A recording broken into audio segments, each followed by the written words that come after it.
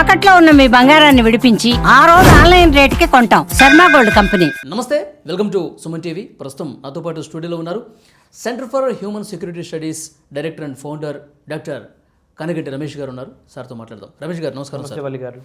రమేష్ గారు, ఇప్పుడు ఎక్కడ చూసినా ఈ జెఫ్రీ ఎప్స్టీన్ ఈయన పేరు బాగా వినిపిస్తూ ఉంది. ఎప్స్టీన్ ఫైల్స్ ఇది పెద్ద కుంభకోణం. ప్రపంచవ్యాప్తంగా ఉన్న కుబేరులు, పెద్ద పెద్ద వ్యాపారవేత్తలు, సెలబ్రిటీలు అందరూ కూడా ఈ కుంభకోణానికి సంబంధించిన పాత్రధారులు అని చెప్పి ఒక వార్త వస్తుంది. అంటే ఈ ఎప్స్టీన్ అనేవాడు ఎవరు, ఎందుకు ఇంత రచ్చ జరుగుతోంది? ప్లీజ్. అమెరికాలో న్యూయార్క్ పట్టణంలో జన్మించాడు జెఫ్రీ ఎప్స్టీన్. జెఫ్రీ ఎప్స్టీన్ అంచెలంచెలుగా ఎదుగుతా, ముఖ్యంగా అతని యొక్క సొంత తప్పిదాలు కొన్ని ఉన్నాయి. అవేంటంటే ఈ ఈజీ మనీకి, ఫేవర్స్ కోసము లేడీస్ని, ముఖ్యంగా యంగ్ గర్ల్స్ని, కాలేజ్ గర్ల్స్ని వాళ్ళకి $200, $300 ఇచ్చి వాళ్ళని మభ్యపెట్టి తన ప్రలోభాలు తీర్చుకోవడం కోసం అతను వాడుకున్నాడు అనేది అతని మీద ఫెడరల్ బ్యూరో ఆఫ్ ఇన్వెస్టిగేషన్, అమెరికాలో అంతర్గత రక్షణ, అంతర్గత భద్రత వ్యవహారాలు చూసేది FBI అంటారు అమెరికాలో.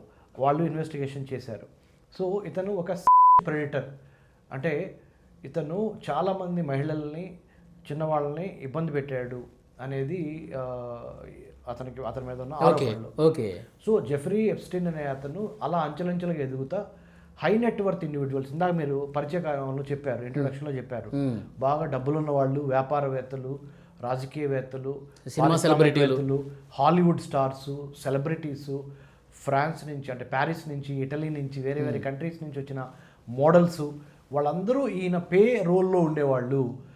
ఆ అత్యంత ధనిక వర్గమైన లేదా పారిశ్రామిక వర్గానికి ఇతను ఈ లేడీస్ని, లేకపోతే ఈ చిన్న అంటే టీనేజ్ గర్ల్స్ని అతను ఒక రకంగా సప్లై చేసేవాడు. తద్వారా అతను అంచెలంచెలుగా మిలియనీర్గా ఎదిగి తన పబ్బం గడుపుకొని స్వామి కార్యము స్వకార్యం చేసినట్టుగా అతని యొక్క ఆర్థిక ఎదుగుదల కోసము చాలామంది మహిళల్ని అతను ఈ విధంగా ఈ రొంపిలోకి దించాడు. ముఖ్యంగా టీనేజ్ గర్ల్స్ని ఎక్కువగా సప్లై చేశాడు అని చెప్పి ఒక వీడియో వచ్చిందండి. ఆ వీడియోలో మరీనా అనే ఒక అమ్మాయి బ్రెజిల్ అనే దేశం నుంచి అమెరికా వచ్చి పొట్ట చేత్తో పట్టుకొని, అమ్మాయికి ఆల్రెడీ ఒక ట్రబుల్డ్ చైల్డ్హుడ్ ఉంది. వాళ్ళ నాన్నగారు ఆ అమ్మాయిని అబ్యూస్ చేశాడని ఆ అమ్మాయి రికార్డులో చెప్పింది. అలాంటి పరిణామ క్రమంలో బ్రెజిల్ నుంచి పారిపోయి వచ్చి అమెరికా వచ్చి, అమెరికాలో ఉద్యోగ నిమిత్తం వచ్చినప్పుడు న్యూయార్క్లో మ్యాన్హట్టన్లో పెద్ద పెద్ద ప్యాలెస్ల్లో ఇతను జెఫ్రీ ఎప్స్టీన్ అనే అతను ఈ అమ్మాయికి నేను జాబ్ ఇస్తానని చెప్పి తీసుకెళ్ళి ట్రాప్ చేసి, అట్లా ఇలాంటి వాళ్ళు వందల మంది చేశారు అని అతని మీద ఆరోపణలు ఉన్నాయి. ఆరోపణలో కొన్ని ఆరోపణలు నిజమైన మాట వాస్తవము. సో జెఫ్రీ ఎప్స్టీన్ గురించి ఈ మరీనా అనే ఈ బ్రెజిలియన్ అమ్మాయి చెప్పటం బట్టి తీగలాగితే డొంక కదిలినట్టు ఫెడరల్ బ్యూరో ఆఫ్ ఇన్వెస్టిగేషన్ వరకు కూడా వెళ్ళి వాళ్ళు కూడా దీని మీద విచారణ చేసి, ఇతనికి సహకరించిన ఇంకొక లేడీ ఉంది, ఆ లేడీ మ్యాక్స్వెల్, ఆమె పేరు. ఆ మ్యాక్స్వెల్ అనే ఆమె కూడా ఇతనికి సహకరించింది. ఆ మ్యాక్స్వెల్ కూడా తన తర్వాత సూసైడ్ చేసుకొని చనిపోయింది. ఈ జెఫ్రీ ఎప్స్టీన్ కూడా 2019లో అమెరికా ప్రెజల్లో అతను చనిపోయాడు ఆత్మహత్య చేసుకొని అనేది కూడా వాస్తవం. కానీ అతని యొక్క ఫైల్స్ ఇప్పుడు ప్రకంపనలు ఎందుకు సృష్టిస్తున్నాయి అంటే అందుట్లో ప్రముఖుల పేర్లు ప్రపంచంలో ఆర్థికంగా, రాజకీయంగా, సామాజికంగా, విద్యాపరంగా, టెక్నాలజీ పరంగా నెంబర్ 1 అయిన వాళ్ళ పేర్లు, ఆ కంపెనీల హెడ్లు, వాళ్ళందరి పేర్లు ఈ జెఫ్రీ ఎప్స్టీన్ ఫైల్స్ లో ఉంటాము. దీనికి తోడుగా డొనాల్డ్ ట్రంప్ పేరు కూడా దీంట్లో ఉంటాము. డొనాల్డ్ ట్రంప్ మీద కూడా డెమోక్రటిక్ పార్టీ ధ్వజమెత్తటము. ఇది ఇప్పుడు అమెరికాలో రిపబ్లికన్ పార్టీ డొనాల్డ్ ట్రంప్ ఉంది, డెమోక్రటిక్ పార్టీ దానికి అపోజిషన్ పార్టీ. సో వాళ్ళు కూడా ట్రంప్కి నీకు ఎటువంటి మోరల్ ఫైబర్ లేదు, you have to step down, నువ్వు ప్రెసిడెంట్గా దిగిపోవటం మంచిది, ఎందుకంటే మీకు ఆ యొక్క అర్హత, నీతి, నిజాయితీ, తన అనేది లేకుండా మహిళని ఒక ఆట వస్తువుగా, మహిళని ఒక వ్యాపారాత్మకంగా మీరు మాట్లాడతాం, మహిళని అవసరమైతే మేము కొనగలము అనే స్థాయి మీరు చూపించటము. ఇప్పుడు ఇదే కాదు, జెఫ్రీ ఎప్స్టీన్ ఫైల్సే కాదు, మిగతా సందర్భాల్లో కూడా క్యాంపైన్స్లో కూడా మరి కొన్ని రిమార్క్స్ ఈయన విమెన్కి అగేన్స్ట్గా చేయటం అనేది ఇంకొద్దిగా తోడ్పడింది దానికి. సార్ ఈ ఫైల్స్లో సెలబ్రిటీస్ ఎవరెవరు ఉన్నారు సార్? మన దేశానికి సంబంధించిన వాళ్ళు కూడా ఉన్నట్టు చాలామంది. అంటే ఇప్పుడు టాలీవుడ్ కాకుండా అక్కడ బాలీవుడ్ అంటాం కదా మన అమెరికాలో, అంటే మన ముంబైలో ఉండేదాన్ని, ఆ బాలీవుడ్ ఇండస్ట్రీ నుంచి మనం ఎట్లయితే జనరల్గా మాఫియా, దావుద్ ఇబ్రహీము, మనకు అప్పుడు మందాకిని అని ఒక హీరోయిన్ పాత రోజుల్లో, ఇలా కొన్ని ఆరోపణలు ఎట్లా వచ్చినాయో ఇప్పుడు అమెరికాలో కూడా హాలీవుడ్ ఇండస్ట్రియలిస్టులు, మైక్రోసాఫ్ట్ కంపెనీ, మరి బిల్ గేట్స్ పేరు ఉందంట, తర్వాత దలైలామా స్పిరిచువల్ గురువు, అంటే ప్రపంచాన్ని ఆధ్యాత్మిక గురువు అయిన దలైలామా గారి పేరు, శాంతికి మరో పేరు ఆయన పేరు, తర్వాత ఇంకా మన పారిశ్రామికవేత్తలు ఒక పారిశ్రామికవేత్త అయిన అనిల్ అంబానీ గారి పేరు, ఇట్లా కొన్ని పేర్లు బయటకు వచ్చినవి. ప్రపంచంలో నాట్ ఓన్లీ మన భారతదేశమే కాదు, వేరే వేరే దేశాల్లో ఉన్న ప్రముఖ పారిశ్రామికవేత్తల పేర్లు కూడా బయటికి రావడం జరిగింది.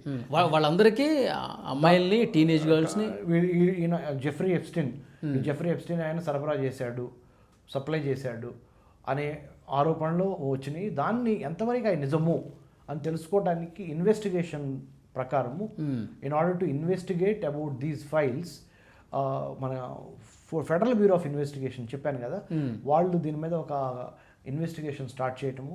ఇందుట్లో వీళ్ళు చెప్పిన ఇన్ని నిజాలు లేవు. కొంతవరకు జెఫ్రీ ఎప్స్టీన్ అతను తన యొక్క సొంత లైంగిక వాంఛలు తీర్చుకోవటానికి తప్పనిసరిగా వాడుకున్న మాట వాస్తవమే, కానీ ఇతరులకు పంపించాడు అన్నది దానికి ఇంకా రుజువులు లేవు. వీఆర్ సెర్చింగ్ ఫర్ దోస్ రుజువులు. లేకపోతే మరి ఈ పేర్లు ఎందుకు వచ్చినట్టు? రైట్, ఎందుకంటే పెద్ద పెద్ద హై నెట్వర్త్ ఇండివిజువల్స్ అంటారు, హెచ్ఎన్ఐస్. ఓకే, హెచ్ఎన్ఐ అంటే అత్యంత ధన సంపన్నులు, అత్యంత మేధో పరమైన గొప్పవారు, వాళ్ళందరినీ సెలబ్రిటీ పార్టీస్కి పిలవటం అలవాటు. మరి ముఖ్యంగా అమెరికాలో లాంగ్ ఐలాండ్స్ అని, ఫ్లోరిడాలో, మయామి బీచ్లో, వేరే వేరే చోట్ల, ఇది అక్కడ ఒక పరిపాటిది, అంటే నార్మల్. దానికి ఎవరైనా వస్తారు, వచ్చినప్పుడు వాళ్ళ పేర్లు ఈయన రాసుకున్నాడు జెఫ్రీ ఎప్స్టీన్.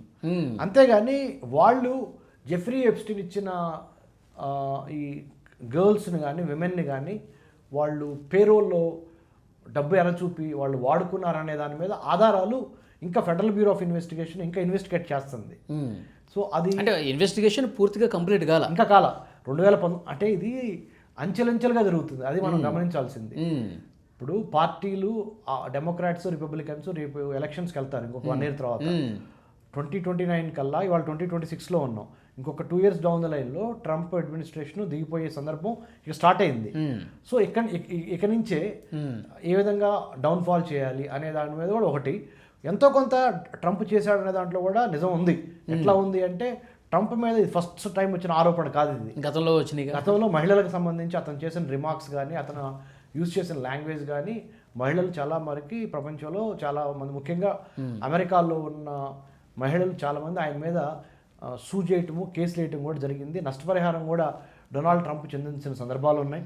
కాబట్టి డొనాల్డ్ ట్రంప్ విషయము, జెఫ్రీ ఎప్స్టీన్ ఫైల్స్ ఇదొక ఎత్తు, కానీ Jeffrey Epstein sex files plus ప్రపంచ పారిశ్రామికవేత్తల పేర్లు, ప్రపంచంలో ఉన్న దిగ్గజాల పేర్లు ఉండటం అనేది ఎందుకు జరిగిందంటే, ఆ హై నెట్వర్త్ ఇండివిజువల్స్ పార్టీ జరిగిద్దే, సెలబ్రిటీ పార్టీ, దానికి ఎవరైనా వెళ్తారు.